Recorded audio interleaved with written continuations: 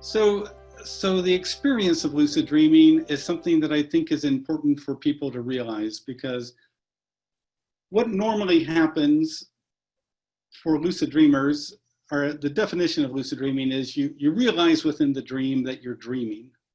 So for example, my very first lucid dream that I recall when I was about 11 years old, I was in the public library. I saw a little Tyrannosaurus Rex walking through the book stacks. And even as an 11-year-old, I thought, wait a second, dinosaurs are extinct. How can this be? And at that moment, I realized, oh, this must be a dream. I'm dreaming this. And at that moment, I became lucidly aware. I realized, oh, I'm dreaming this. And then I thought, well, if I'm really dreaming this, then I should be able to wake up. And so I told myself to wake up, and boom, I woke up. So back at that time when I was a young guy, I didn't really realize that you could do anything with lucid dreaming. But that's the basic definition. You're having a dream, normally something happens, and you realize within the dream, oh, this is a dream.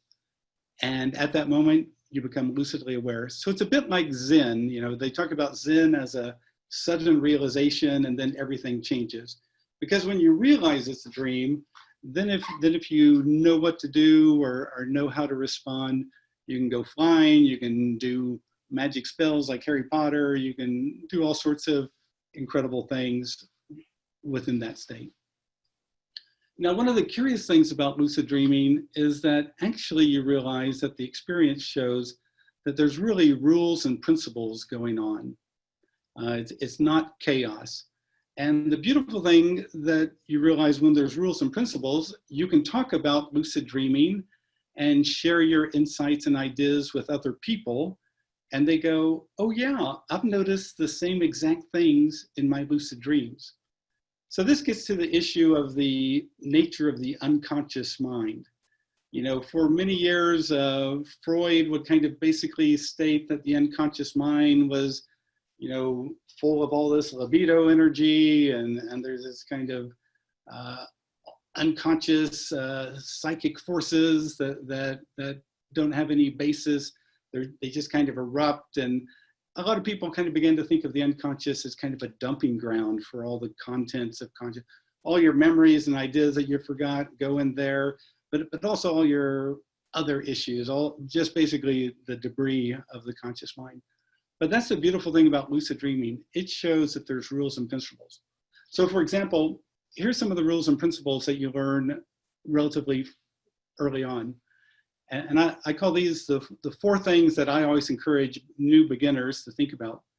When you become lucidly aware, I tell them, I want you to reduce your level of emotions. And why do I say that? Because virtually every lucid dreamer reports that if they get too excited, they'll pop out of the lucid dream. So it's almost like there's a circuit breaker, an inner circuit breaker, that if you get too emotional, too happy excited, or too worried excited, or whatever, you'll pop out. So that's the first thing. You want to modulate your emotions. Then the next thing is, I think it helps to enhance your awareness. And so I tell people, when you become lucid, reduce the emotions, then enhance your awareness by rubbing your dream hands together. And you'll be amazed at the lifelike or waking world-like sensation of your hands rubbing together. So that kind of activates a kinesthetic sense of you being in that dream space. Also, you can touch something, a nearby wall, a bookshelf, whatever, to kind of ground you in that area. And then you might, to enhance your awareness, might want to shout out greater awareness now, or more clarity now. And oftentimes when you do that, it's like someone turns up the lights in the lucid dream. If it was at 20 or 30 watts, all of a sudden it feels like 60 or 80 watts. So it's not chaos, there's rules and principles here. Then the third thing I encourage people, you have to maintain your focus. Because when you become consciously aware that you're dreaming within the dream state, you might go around exploring. And if you get captivated by something, like if you're watching a man play a flute and out of the basket comes a snake, and you get so captivated by it, you might begin to think that it's actually real, like we do in dreams normally, and then you'll lose your lucidity and run away when the snake comes crawling towards you. So again, these rules and principles show that it works. The other thing is that you realize within the lucid dream, you have to use the mind. So your beliefs, your focus, your intent, your will, they all get reflected in the lucid dream experience. And so how that shows up is, if I want to fly through a wall, knowing that it's a dream creation, and I fly up to it and I expect to go through easily, if I believe and expect that it's going to happen, boom, I fly right through the wall.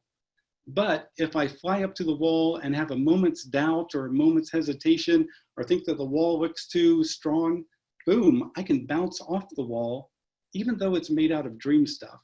So your beliefs and focus, your expectations get reflected back to you. And that experience of lucid dreaming shows us how dynamic lucid dreaming is.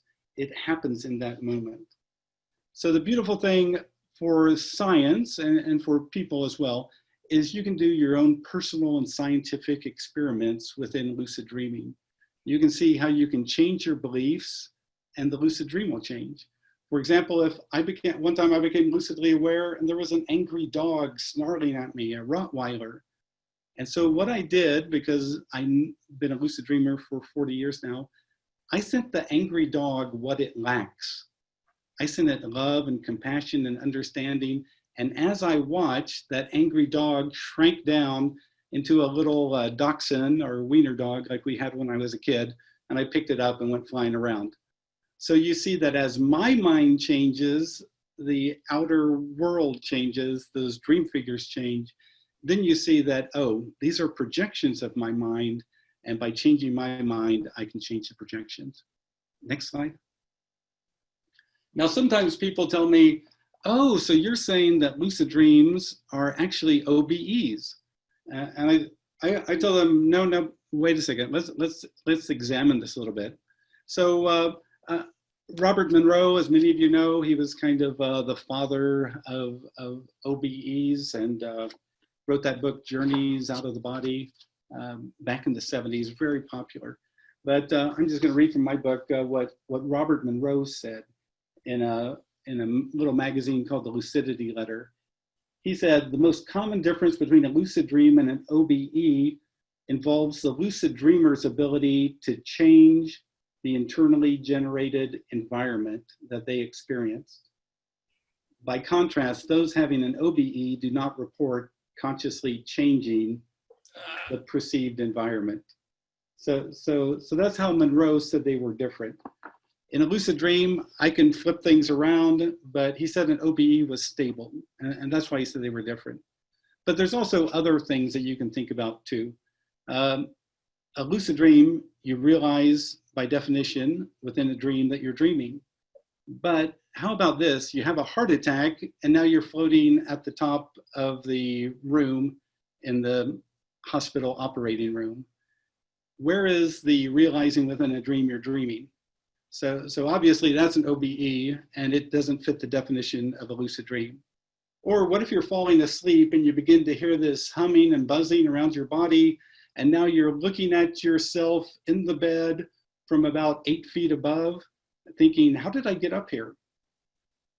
Where is the realizing within a dream you're dreaming? And why is there humming and buzzing and all these various characteristics?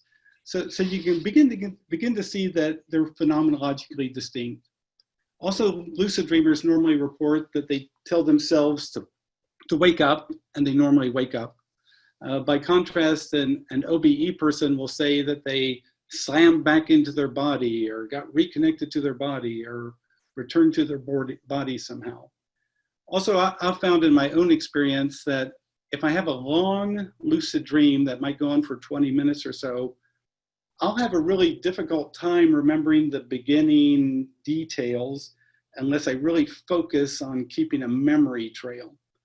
Whereas an OBE, if I have an OBE that goes on for 20 minutes, it's like it's all just incredibly crystal clear from beginning to end in terms of my memory. So you can see that these are distinct.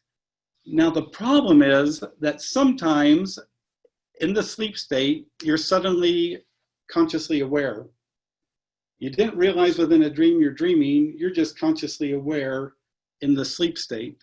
And those are the ones where it's really tough to know, am I in an OBE or am I in a lucid dream? I remember one time in one of these experiences talking to a gentleman, and I told him, boy, this is really a very stable, long-lasting lucid dream. And he looked at me and he said, this is not a lucid dream. And that's when I realized that, oh, I'm in another state, and normally that would be the OBE state. So those are some of the differences of OBEs and lucid dreams. I'll oftentimes tell people they're kind of like a mountain lion and a house cat. In many ways, they have some similarities, but they're definitely phenomenologically distinct.